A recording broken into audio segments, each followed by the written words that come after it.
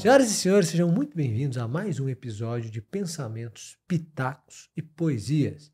Eu recebo hoje, mais uma vez, Fernanda Landeiro, ela que é psicóloga, mestre, doutora em saúde pela Universidade Federal da Bahia, com um doutorado sanduíche pela Universidade de Oxford, na Inglaterra. E hoje o nosso tema é ansiedade. Fernanda, muito bem-vinda mais uma vez, muito obrigado, viu? Prazer estar aqui de novo, muito feliz. Vamos lá.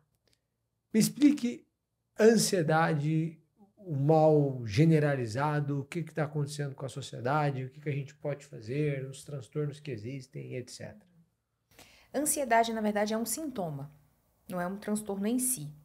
Então, a ansiedade é quando você sente algumas sensações físicas que te causam um desconforto. Então, por exemplo, coração acelerado, sudorese, rubor na face, uma sensação de angústia, um nó na garganta. Então, esses são os sintomas que a gente costuma atribuir ao que a gente chama de ansiedade. Dentro dos transtornos de ansiedade, como a gente chama, que tem por sintoma principal essas características que a gente chama de ansiedade, a gente tem vários transtornos. A gente tem o TAG, que é o transtorno de ansiedade generalizada. A gente tem o transtorno de ansiedade social, que é um medo de estar em ambientes com outras pessoas, em ambientes sociais, por medo de ser julgado, por medo de passar vergonha, né? A gente tem aquilo que a gente chama de fobia específica, que também é a característica central é o sintoma de ansiedade, que é o medo de algum objeto ou de alguma situação específica. Então, por exemplo, medo de barata, medo de elevador, medo de avião, um medo muito intenso, que impede a pessoa de estar ali naquele ambiente com aquele objeto ou de, por exemplo, andar de avião, a não ser que seja com muito sofrimento. Por exemplo, a pessoa tem que estar dopada, tem que estar medicada para poder conseguir viajar de avião ou entrar no elevador, por exemplo. Então, a gente tem aí transtornos de ansiedade, que são os transtornos mais comuns que a gente tem na clínica, né? Um sintoma aí que aparece em muitas pessoas, desde traços de ansiedade, ou seja, a pessoa ela convive com um certo mal-estar, mas ela consegue fazer as coisas da vida dela, do dia a dia, ou em algumas situações aquilo vai piorando, vai escalando a ponto da pessoa, por exemplo, não conseguir mais fazer certas coisas. Tá. Sobre o transtorno de ansiedade generalizado, que é o que a gente Isso. mais tem ouvido falar. Uhum. Como é que ele é diagnosticado e como é que eu percebo que alguém está ou que eu estou com transtorno de ansiedade generalizado? O paciente com TAG, ele costuma ter um pensamento preocupado com tudo o tempo todo. E isso gera muita ansiedade. Então, por exemplo, e se eu não tiver dinheiro para pagar as contas no final do mês? E se acontecer alguma coisa com meus filhos? E se eu entrar no avião hoje, o avião cair e daí eu vou deixar minha filha desamparada? E se eu for demitido do meu emprego? E se o meu chefe não gostar do meu relatório? Então, é um pensamento preocupado o tempo todo. E esses pensamentos preocupados geram um sintoma de ansiedade, que é o quê? Taquicardia, sudorese, esse nó na garganta, esse aperto no peito, essa angústia. Então, quando a pessoa tem determinados tipos de pensamentos, né, que são pensamentos preocupados, ele tem como sintoma essa ansiedade que ele sente por pensar nessas coisas, por ter preocupações o tempo todo. E a gente divide, né, as preocupações entre preocupações úteis, preocupações que de fato a gente precisa ter e preocupações que simplesmente são ali geradoras de ansiedade, mas elas estão totalmente fora do nosso controle, não há nada que a gente possa fazer sobre aquilo e é disfuncional por conta disso. Então, por exemplo, a minha filha agora está na escola. E aí, se eu tô aqui conversando com você e eu tô aqui pensando, se acontecer algum acidente com a minha filha? E se a minha filha cair na escola? E se ela cair e bater a cabeça de uma convulsão? E se ela cair e bater a cabeça de uma convulsão, for pro hospital e morrer? É um pensamento que absolutamente não vai me ajudar em nada, concorda comigo? Concordo. Isso pode acontecer? Pode acontecer. Qual a probabilidade disso acontecer? Diria que pequena, Claro. né? Ela não é mais um bebezinho, ela já tem 11 anos, então assim, vai diminuindo cada vez mais a probabilidade disso acontecer. Mas tá bom, se acontecer, eu tô a quilômetros de distância da minha casa, tem pessoas lá que talvez possam resolver a situação e a probabilidade disso acontecer de fato é baixa. Então esse é um pensamento preocupado que é disfuncional, porque eu não posso fazer nada. Por outro lado, de certo modo, eu preciso ter algum pensamento preocupado, ou seja, eu preciso estar atenta aqui e me preocupar com o que eu tô falando com você. Porque se eu ficar totalmente relaxada, do modo que eu fico, talvez, deitada na minha cama lendo um livro, talvez isso aqui não funcione tão bem. Então, assim, eu preciso a gente precisa de um certo nível de ansiedade para viver, que é uma ansiedade funcional, que é uma ansiedade normal, digamos assim, mas quando passa de um certo ponto, começa a ficar disfuncional.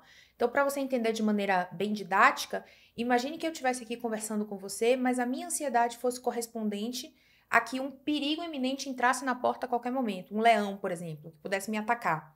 Essa é uma ansiedade disfuncional. Por quê? Porque não existe a probabilidade de um leão entrar aqui e me atacar. Agora, uma ansiedade que vai me deixar alerta, que vai me deixar atenta para o que eu estou falando aqui, que vai me deixar levemente preocupada, né? Para que eu não fale nenhuma bobagem, para que eu não enfim, cometa um erro aqui no que eu estou falando, isso é importante. Então, essa dosagem entre uma ansiedade funcional para que ela não vire disfuncional, ela é muito importante. Tá, a pessoa vive preocupada. Uhum. Então, eu posso adotar atitudes para diminuir a minha preocupação? Por exemplo, você disse assim, às vezes a pessoa fica preocupada, gente, como é que eu vou pagar as contas deste mês? Uhum. Se ela criasse uma reserva suficiente para pagar as contas dos próximos 3 meses e sempre ter essa reserva, isso já não ajuda? Ajuda, mas na verdade a gente precisa tratar a base do problema, que são esses pensamentos preocupados. A pessoa vai ter reserva para 3 meses, aí ela vai começar a pensar, e se eu for demitida e eu não arranjar um emprego nos próximos 3 meses? Daí eu não vou ter mais reserva. Entende? Então, assim, o problema não tá em necessariamente você ter reserva ou não ter reserva, ou você... Claro que questões práticas vão ajudar, mas muito mais do que isso, a gente vai ter que trabalhar com essa pessoa cognitivamente, ou seja, a gente vai ter que trabalhar a forma como essa pessoa pensa, que está disfuncional e distorcida, tá? Então, assim, o que eu posso fazer para que eu não tenha um problema financeiro, por exemplo, eu preciso gastar menos, eu preciso me organizar, beleza. Mas a pessoa, é como se, a pessoa com TAG, é como se ela estivesse sempre antecipando os problemas, é como se ela estivesse sempre pensando lá na frente. Então eu tenho reserva para 3 meses, mas e se eu ficar 6 meses desempregada? A pessoa tá empregada, tá tudo bem. Mas se eu ficar de 6 meses desempregada? Mas se eu ficar 1 ano desempregada, eu vou morrer de fome, meus filhos vão morrer de fome. Então a pessoa tá sempre assim, sabe? Com um pensamento, uma preocupação improdutiva. Então, o que a gente vai ensinar o paciente é a separar preocupações produtivas de preocupações improdutivas. Você está em risco iminente de ser demitido? Não. Então, essa é uma preocupação improdutiva, porque qual é a preocupação produtiva que você precisa ter agora? Continuar fazendo bem o seu trabalho para que você não seja demitido. Essa é a preocupação que você tem que ter. Então, como que eu posso ser um funcionário melhor? Como que eu posso trabalhar melhor? Como que eu posso fazer mais dentro da empresa para crescer? E não ficar pensando que eu vou ser demitido amanhã ou depois, porque não existe nenhuma evidência de que isso vai acontecer. Meu chefe me elogia, eu desempenho um bom trabalho, meus colegas gostam de mim, tá tudo bem. Então, eu não tenho por que me preocupar com isso. Entende? A mesma coisa, eu não tenho por que me preocupar que minha filha vai cair, vai bater a cabeça e vai ter uma convulsão. Minha filha, a princípio, não tem nenhum problema, né? Se locomove bem, anda bem, a escola dela, até que prove o contrário, é um lugar seguro.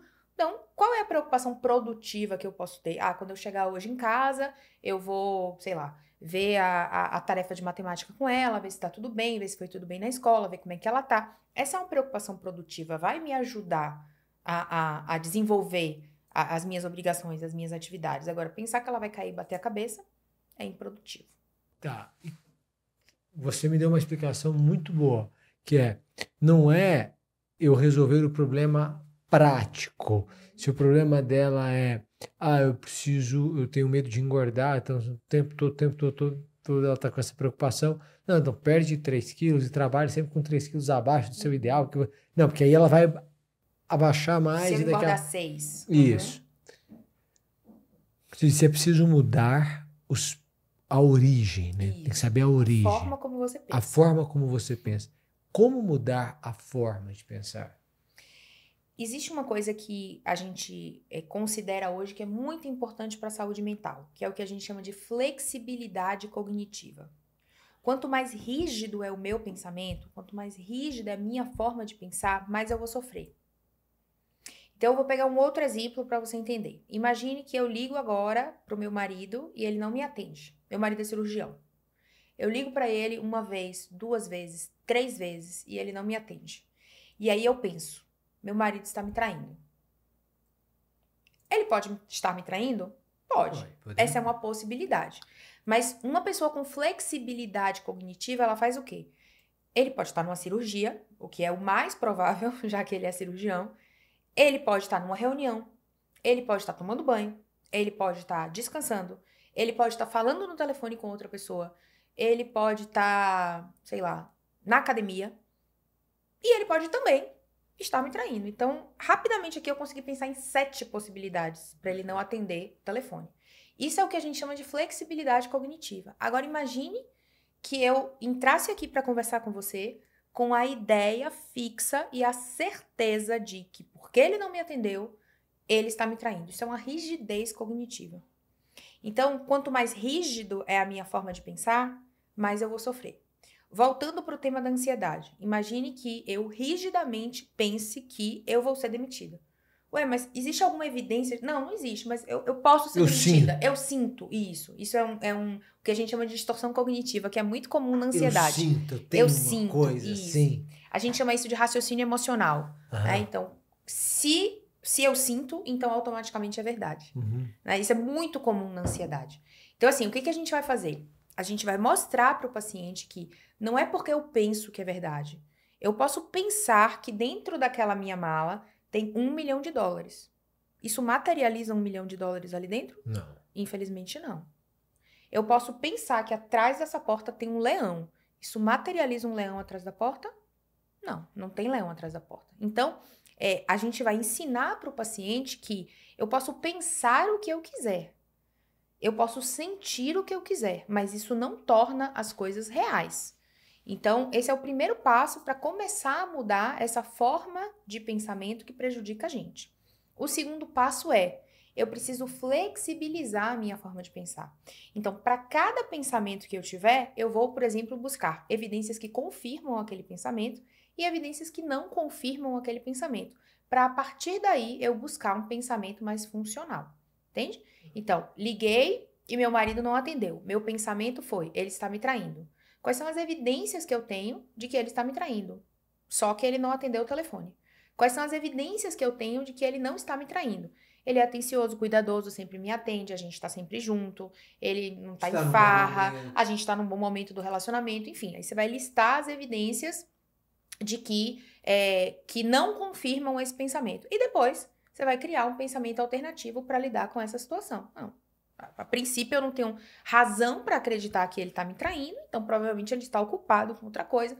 Assim que ele puder, ele vai retornar a minha ligação. Isso diminui a ansiedade, porque eu penso de maneira mais funcional. Perfeito. Para mim, o que gera ansiedade? Sim. Eu topo fazer 5 atividades no dia, então eu vou me comprometendo. E aí, quando começa o dia, ou quando eu me deito, eu falo, gente, amanhã eu tenho que fazer isso, é um monte de coisa. E aí o meu tempo fica muito corrido. Então eu almoço, às vezes, eu tenho que almoçar rápido porque eu tenho que resolver mais uma coisa, outra coisa. E às vezes quando eu tô com tempo livre, eu puxo coisas para fazer naquele tempo livre e isso me gera ansiedade. Sim. Nesse caso, o que eu deveria fazer? Organizar melhor seu tempo, né? Primeira coisa. Não botar 5 atividades numa tarde, porque possivelmente não vai dar tempo de fazer tudo, ou não vai dar tempo de fazer tudo como você gostaria, e isso claramente vai te gerar ansiedade, porque talvez você tenha uma expectativa de uma produção, né? Você quer fazer as coisas bem, enfim. Então, isso vai te gerar ansiedade. Então, a primeira coisa é, quantas atividades eu consigo fazer bem num dia, sem que isso me gere ansiedade? 2. Ok, vamos fazer 2. 3. Ah, mas tem muito mais coisa para fazer. Paciência, né? Você vai fazer aquilo que dá para fazer naquele dia. Então, a minha sugestão para os pacientes, por exemplo, que tem muita coisa para fazer priorize. O que é prioridade hoje? O que você não pode de jeito... tudo é prioridade. Então, a gente vai precisar trabalhar a sua forma de pensar, porque, obviamente, existe uma hierarquia. Isso é claro, né? Existe uma hierarquia de prioridades num dia. Então, assim, a minha prioridade hoje é gravar o podcast, por exemplo. Eu não posso não gravar. Porque a pessoa que eu convidei veio de outra cidade, então eu não tenho como, né, não gravar. Beleza, então essa é a sua prioridade. sobrou tempo. Ai, que ótimo, sobrou tempo. Então, eu vou pegar a prioridade de amanhã e ver se eu posso trazer para hoje, né? Ou então, eu vou pegar as outras 10 coisas que eu tenho para fazer e aí eu vou tentar fazer 2 hoje. Mas assim, se você se impõe 5 coisas como prioridade para fazer num dia, isso claramente vai te gerar ansiedade. Porque, primeiro que 5 coisas normalmente não são prioridade, né? Você tem 1 ou 2 que são prioridade. Então, assim, coloque o que é prioridade para você fazer naquele dia e depois você põe outras coisas. Que se der, deu. Exatamente. Que se der, deu. Se não der pra fazer hoje, vai pra amanhã. Se não der pra fazer amanhã, vai pra semana que vem. Mas em algum indo. momento tem que ir. Em algum momento tem que ir. Porque, por exemplo, eu coloco por exemplo, academia é uma prioridade. Sim. Então, tem que fazer parte. Aí, eu tenho um momento que é de devocional, é uma prioridade. Aí, eu tenho que gravar uma aula que é prioridade. Aí, quando você vê, você tem umas 5, 6 prioridades. Mas o que tem me ajudado, apesar de ter um custo de imagem, é dizer não. A pessoa manda mensagem, gostaria que você desse uma aula, é online, para os nossos alunos, não seria... E aí a pessoa faz um elogio, né? Seria para nós, assim, uma honra ter você aqui. Nossos alunos amam você. Aí você fala, cara, me desculpa, mas eu não tenho a menor condição de ir e tal. Aí a pessoa, tá, tudo bem, mas você acabou de criar uma dificuldade ali, né? Sim. Mas é porque você não vai dar conta de tudo, né? Imagina quantas pessoas chegam pra você e te convidam pra aula, pra palestra, pra podcast, pra viagem, né? Eu brinco, né? As pessoas às vezes mandam assim, eu mandei um e-mail pra sua equipe pra você dar uma palestra na jornada de psicologia de não sei de onde. Eu falo, gente, eu gostaria muito, mas assim, se eu for fazer todas as jornadas e todas as palestras e todas as coisas que as pessoas me convidam, eu não vou trabalhar. Eu só vou fazer isso da vida. Eu vou ficar fazendo tour pelo Brasil, fazendo palestras em jornadas, em ligas acadêmicas. Infelizmente, não. Mas é online. Nem online não dá. Nem online não porque dá. eu tenho um trabalho pra fazer. Exato. Né? Nem online. Nem online não dá. Porque as pessoas acham que online também não tem trabalho, né? Você faz deitado na cama, assim. Não, online é um trabalho. Mas aquela horinha, então, eu não tenho aquela horinha. Não tenho, exatamente. Isso já aconteceu. Já ajuda muito. Mas, veja, essa é uma ansiedade diferente da outra. Ou é a mesma? Pensando assim, são pensamentos preocupados. É porque me gera preocupação de eu não conseguir... Isso, de você não conseguir cumprir as 5 atividades que você tem para cumprir no dia. E aí, quando você vê que já são, sei lá, 4:30 da tarde e você tá na segunda atividade, você começa a ficar muito ansioso, porque, tipo assim, eu tô na segunda atividade, a tarde já tá terminando, vai dar 5 horas, e eu ainda estou na segunda. Eu teria mais 3 para fazer, mas eu tenho que buscar meu filho na escola às 6 horas. Então, como que em 1 hora eu vou fazer? Eu não vou fazer. E aí você começa a ficar ansioso, né? Então, é mais ou menos a mesma lógica. Tá. Para lidar, você disse, diminua as suas atividades, pense no que é prioridade e trabalhe com aquilo. Isso. Você já se viu com ansiedade escalando para além do saudável, você pessoalmente? Já, muitas vezes. E como é que você lidou com isso? Então, eu utilizo as próprias técnicas, né, da terapia cognitiva comigo mesma, tento flexibilizar o meu pensamento, tipo, o que de pior pode acontecer se eu não fizer essas 3 atividades que teoricamente eu teria para fazer? Morre alguém? Eu morro? O mundo acaba? Não. Vai atrasar. Ok, vai atrasar. Paciência, vai atrasar. Vamos lidar com isso. Vamos lidar com o atraso. Vai ficar para amanhã, vai ficar para depois de amanhã. Vou tentar fazer o mais breve possível. Então, assim, você pensar dessa forma, normalmente o que acontece com o paciente com ansiedade? Ele tem aquilo que a gente chama de balança risco-recurso desequilibrada. Por exemplo, o paciente acredita que o risco é altíssimo e o recurso que ele tem para lidar com aquilo é 0, tá? Isso é muito comum num transtorno de ansiedade que a gente chama de transtorno de pânico. O paciente, ele começa a escalar a ansiedade, ele de fato entra em pânico, né? Que é um quadro de ansiedade mais grave, no senso comum as pessoas chamam de crise de ansiedade. Então, assim, a pessoa, ela acredita que ela não tem recurso nenhum para lidar com a situação e que o risco é altíssimo. Então, quando você tem 3 tarefas para fazer, são 5 horas da tarde e você ainda tá na primeira, você começa, meu Deus, não vai dar? Ui, socorro, e agora o que eu vou fazer? Para e pensa. Qual é o risco de eu não fazer essas tarefas? Ah, vai atrasar a entrega, eu vou ter que falar com fulano, com Beltrano, que eu vou fazer amanhã, etc. Ok, acaba o mundo? Seu filho morre? Né? Sua casa desaba? Não, a vida vai seguir, tá? Você vai falar com a pessoa que você não vai poder entregar hoje, que você vai entregar amanhã, que você vai entregar sexta-feira, e tá tudo bem. Você tem recurso para lidar com isso, entende? E quando a gente está tomado pela ansiedade, a gente costuma acreditar que o risco é altíssimo e que a gente não tem recurso nenhum para lidar com aquilo. Então, o paciente com pânico, ele tem muito sintoma físico.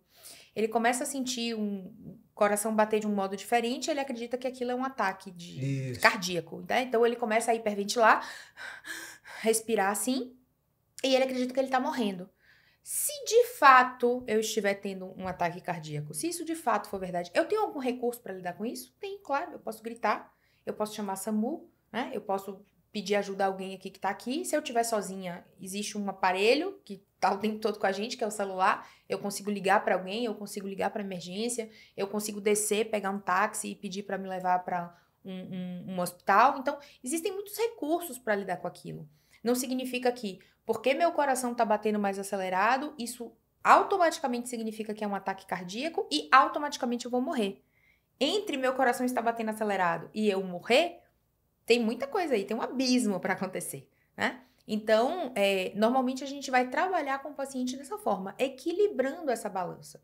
Se meu coração está batendo acelerado, não significa que eu vou morrer, e eu tenho recursos para lidar com isso.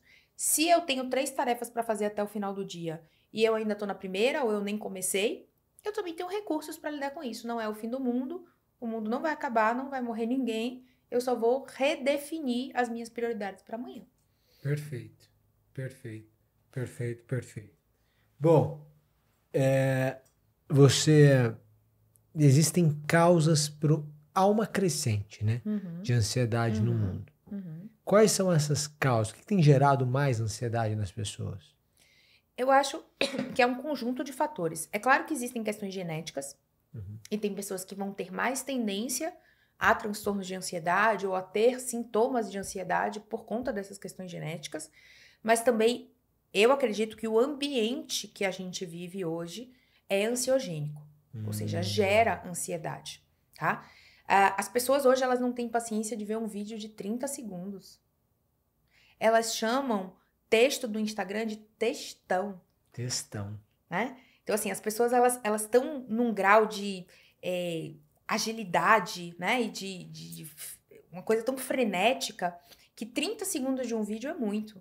Que um texto do Instagram as pessoas não têm paciência para ler, né? Elas falam, quando virar filme, eu assisto, né? Já tive eu gosto muito de escrever. Sim, sim. Eu sempre gostei muito de ler e eu gosto muito de escrever. Então, se deixar, que aqueles caracteres do Instagram é muito pouco para mim. Normalmente eu uso tudo e aí ainda parece aquela coisa assim. Continua já tá no tipo, já não posso publicar porque já passou, né, do limite. E aí, muitas vezes, nos meus textos do Instagram, aparece assim nos comentários. Quando virar filme, aí eu assisto. O texto tá muito grande pra eu ler, sabe? Então, assim, as pessoas, elas estão num nível de que essa coisa frenética, né, dos vídeos e desse ambiente que a gente vive, que tá todo mundo correndo o tempo todo, né? Parece que nunca é tempo suficiente pra nada.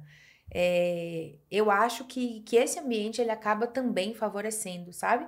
Um aumento dos quadros de ansiedade. Claro que não só isso, mas isso também. Perfeito. O ambiente é ansiogênico. Isso. Adorei essa expressão. Já tinha ouvido falar de ambiente obesogênico. Obesogênico também. Que é para a pessoa estar num ambiente que favorece a obesidade. Isso. Mas como então criar um ambiente menos ansiogênico? Eu acho que a primeira coisa é deixar um pouco o celular de lado. Na medida em que você puder deixar. Ajuda muito.